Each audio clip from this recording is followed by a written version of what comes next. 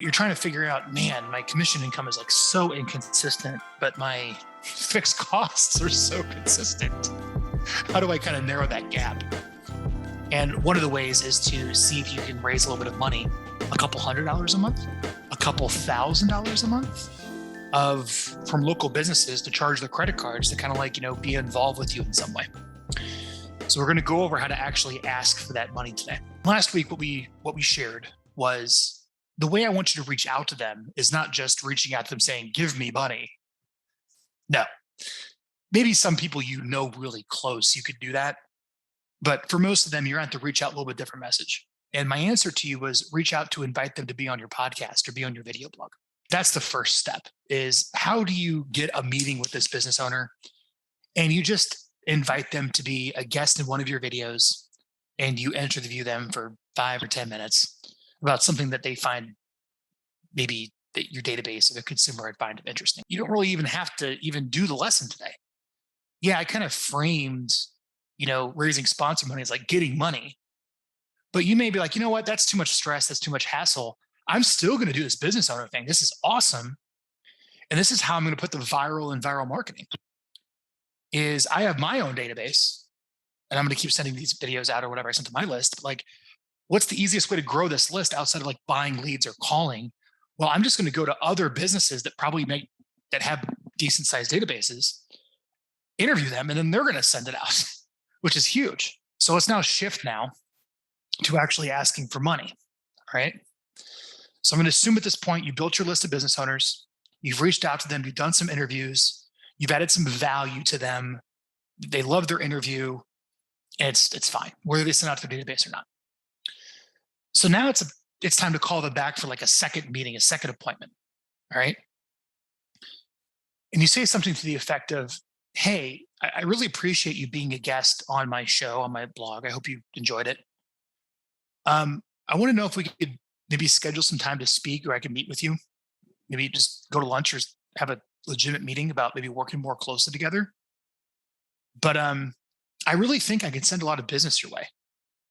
I have people that need a dentist. I have people that need a contractor. I have people that need whatever industry that they're in. I'm talking to X number of people a week, or my team is talking to X number of people a week. And I think I can send some business your way. And on top of that, just to be honest, my intent, it's very expensive. Like it's very expensive to have conversations with all these buyers or sellers and to have those conversations themselves. They're time consuming. And maybe there's some way where we can work together. Maybe you help contribute to some of the marketing. I send you some business, do everything on the up and up. I mean, I don't know. Would you have an interest in visiting about how I can send you some more business that, is profitable to you? And I think if you just reached out after you did that initial podcast interview, or, I call it a podcast, but it's really, a guest on your video blog for your videos that go out. But I don't know who would not be responsive to that. And I think you'll just be surprised of really just by asking intelligent questions and, being clear about your intent with, you're looking for some money, but maybe not. And they set the contract aside and that you did your research about the person and you like flatter them with all the knowledge you've acquired about them originally. Within the first 30 minutes of the meeting, you're now just positioned as like this guide by going into the sales presentation correctly in like a B2B situation.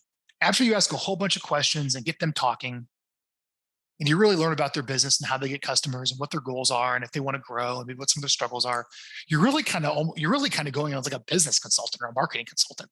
The next thing I would talk about is just kind of your vision of like, here's why I'm here, like my solution. If you Google state by state economic impact of a home sale, National Association of Realtors, it breaks down like how rich everyone's getting off of you when a home sells downstream.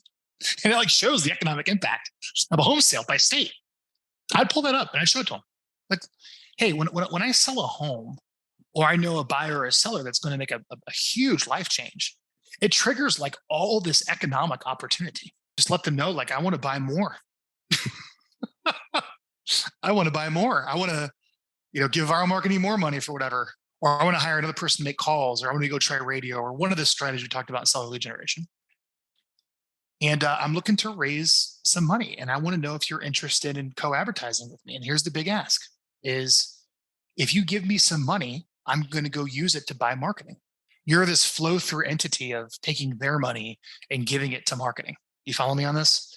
Like, you want to let them know, like, the money that you're charging them is not necessarily being pocketed by you. They're just going to help kind of put money into the pot, if you will, to help you get more leads, which then hopefully gets them more business.